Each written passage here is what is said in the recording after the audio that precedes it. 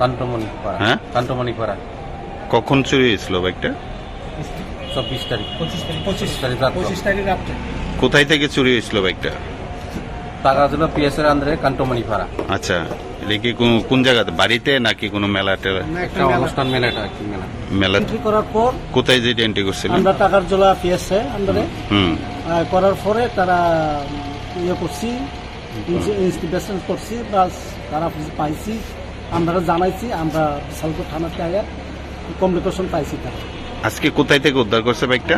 বাইকটা থানাওয়ালা কইছিল ওই রাওয়াট খোলার এই ফারাকটার ঘর থেকে আনছি কি ঘর বাইক? থেকে আনছে।